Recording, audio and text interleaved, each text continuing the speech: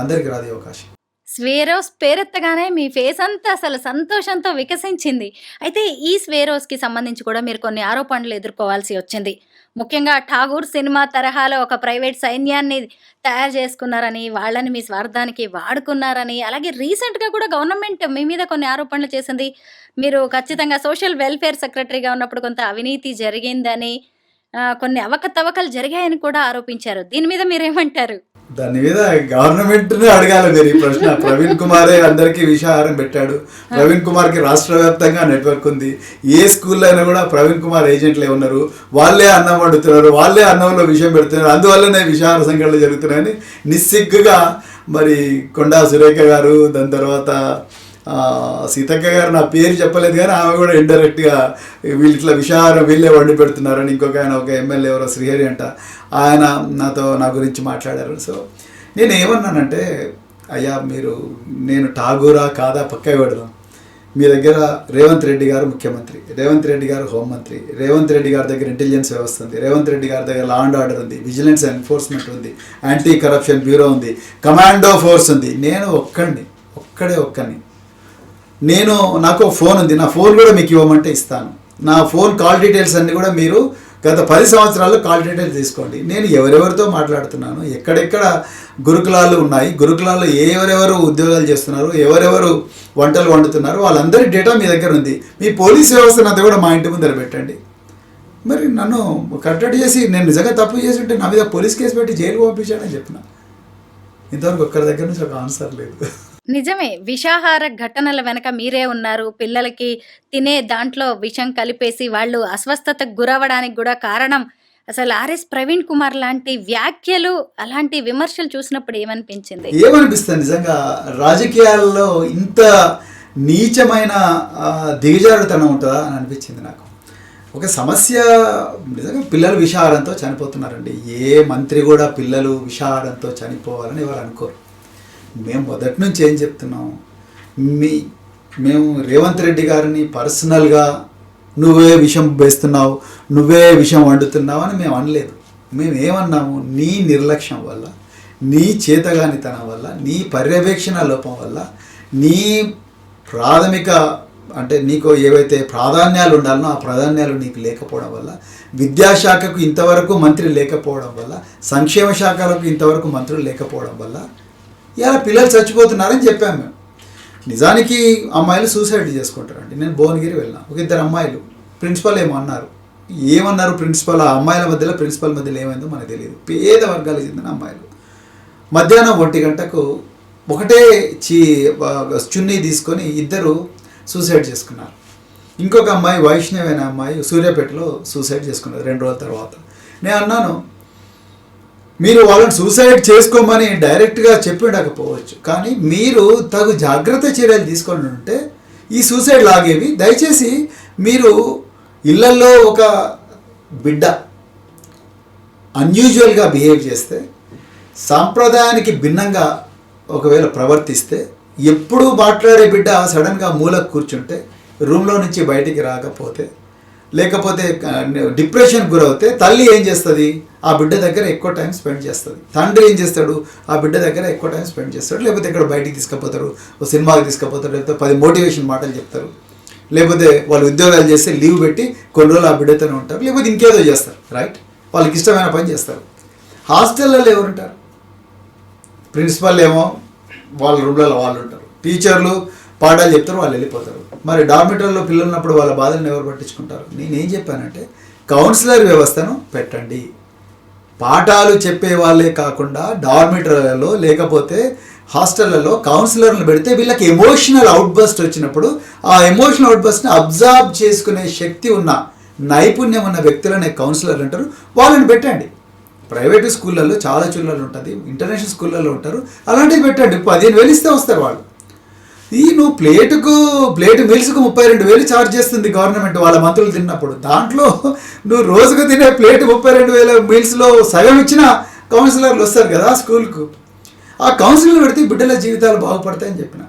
మరి ఎందుకు చేయట్లేదు నువ్వు? సమస్య మేము బీఆర్ఎస్ పార్టీ నుంచి కానీ, ప్రవీణ్ కుమార్గా నేను బీఆర్ఎస్ పార్టీగా, మా మంత్రులు, మా మాజీ మంత్రులు వాళ్ళందరూ కూడా ఈ సమస్యను బయటికి తీసుకొచ్చినప్పుడు అవునా అయితే నిజమా, అయితే మేము ఇవన్నీ చేస్తున్నాం, మేము ఇవన్నీ చేయాలనుకుంటున్నాం, మీకు కూడా ఏమైనా సమాధానం ఉంటే చెప్పండి అని చెప్పి మమ్మల్ని అడగాల్సింది పోయి ఉల్టా గాంధీ భవన్లో కూర్చొని ప్రవీణ్ కుమారే విషయం పోసిండు, ప్రవీణ్ కుమారే విషాహారం తినిపించిండు, ప్రవీణ్ కుమార్ ఏజెంట్లు ప్రతి చోట ఉన్నారు. మరి ఏజెంట్లందరినీ అరెస్ట్ చేయ కదా, వాళ్ళందరినీ అరెస్ట్ చేసి నన్ను కూడా అరెస్ట్ చేసి మమ్మల్ని జైలు పంపించవచ్చు కదా. తెలంగాణలో 7,000 మంది కెపాసిటీ ఉన్న జైలు ఉన్నాయి, మరి మమ్మల్ని అందరినీ జైలుకి పంపించవచ్చు కదా. సో ఇక్కడ ఏంటంటే రాజకీయాల్లో ఇంత నీచ స్థాయికి కూడా దిగజారుతారా అని అనిపిస్తుంది. అప్పుడప్పుడు బాధ అనిపిస్తారు, వీళ్ళు ఏందిరా బాబు ఇంత మనం ఏదో మంచి చెప్తుంటే అమ్మాయిల జీవితాలు కాపాడండి అయ్యా బాబు అని చెప్తే ఇట్లా చేస్తారు. స్కాలర్షిప్లు రావు, ఎందుకయ్యా స్కాలర్షిప్లు వస్తే లేవంటే మీ ప్రభుత్వాలు ఇచ్చినట్టు. మేము ఇట్లా ఇస్తామంటే అని చెప్పవచ్చు కదా, మేము ఈ విధంగా ఇద్దామనుకుంటున్నాం, ఇంకోటి షెడ్యూల్ అని. ఎంబీబీఎస్ వచ్చిన వాళ్ళకి కేసీఆర్ గారు ఒక్కొక్కరికి 50,000 ఇచ్చేవాడు, ఇప్పటివరకు ఒక్కరికి కూడా 50,000 ఇవ్వాలి. వాళ్ళు ఎట్లా కాలేజీలో ఫీ కడతారండి? మరి ఎంబీబీఎస్ వచ్చింది, ఆహనా పెళ్ళంటే సినిమాలో కదా కోట శ్రీనివాసరావు చికెన్ వండి ఏలాడ తీసి ఇప్పుడు తినండి అన్నట్టుగా ఉంటుంది. సో ఆ విధంగా మేము అది చేసినాం ఇది చేసినాం అంటున్నారు, మరి లాస్ట్కు 50,000 రూపాయలు ఎందుకు ఇస్తలేరు పిల్లలకు? సో ఇవన్నీ అడిగినప్పుడు స్పష్టంగా సూటిగా సమాధానాలు రాకుండా మళ్ళీ డొక్క తిరుగుడు సమాధానం చెప్తూ కౌంటర్గా నువ్వే విషాహారం పెడుతున్నావు అని అటాక్ చేసినప్పుడు ఒక్కోసారి చిరాకేస్తుంది. అంటే ఇట్లాంటి వాళ్ళు కూడా రాజకీయాల్లో ఉన్నారు, మరి వీళ్ళు రేపొద్దున ఏం లాభం చేస్తారు రాష్ట్రానికి అని అనిపిస్తుంది. కాబట్టి ఇది పాఠం దగ్గర నాకు అలవాటు అయిపోయింది. ఫస్ట్లో కొంత ఇబ్బంది అండి, ఏందిరా బాబు మనం ఏదో ఆఫీసర్కి అద్భుతంగా పనిచేసినాం, ఇక్కడికి వచ్చే వరకు మొదటి రోజే మన మీద అన్నాడు 100 రాళ్ళేస్తున్నారు అని అనిపించింది. కానీ ఇక తర్వాత వాళ్ళు రాలేయడం మేము స్పందించడం అన్నీ అలవాటు అయిపోయింది. ఇప్పుడు నాకు పెద్దగా అదేం అనిపించట్లేదు. మీకు ఎంతో ఇష్టమైన IPS social welfare secretary post వదిలేసి పాలిటిక్స్లోకి రావాలనే నిర్ణయం ఎందుకు తీసుకున్నారు? అంటే నేను చాలాసార్లు చెప్పాను, ఇప్పుడు కూడా చెప్తున్నాను, నాకు ఐపీఎస్ కానీ ఐఏఎస్ కానీ అదే జీవితం, ఇక దాంతోనే ప్రపంచం అంతా మారుతుంది అన్న భ్రమలేం లేవండి. అది ఒక మజిలీ జీవితంలో. అందరికీ కొంతమంది డాక్టర్ కావాలనుకుంటారు, కొంతమంది మీడియాలో పేరు తెచ్చుకోవాలనుకుంటారు, కొంతమంది ఇంజనీర్లు కావాలనుకుంటారు, కొంతమంది పెద్ద పెద్ద కంపెనీలు పెట్టాలనుకుంటారు, కొంతమంది రాజకీయాల్లోకి రావాలనుకుంటారు, కొంతమంది స్వచ్ఛంద సంస్థలు పెట్టి ప్రజలకు సేవ చేయాలనుకుంటారు. అట్లనే ప్రతి ఒక్కరికి జీవితంలో కొన్ని ప్రస్థానంలో ఒకటే లైన్లో పోవాలని ఉండదు. కొంతమంది 20 సంవత్సరాలు చేసిన తర్వాత రెండో దానికి పోతారు.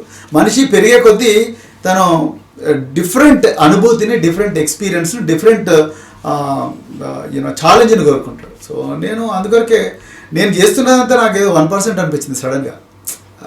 అది ఒక 5-6 నెలల నుంచి రెసిగ్నేషన్ కన్నా ముందు 5-6 నెలల నుంచి మనం ఏంది అసలు మనం ఎంత చేస్తున్నాం, ఇంకా ఎంతో చేయాల్సింది.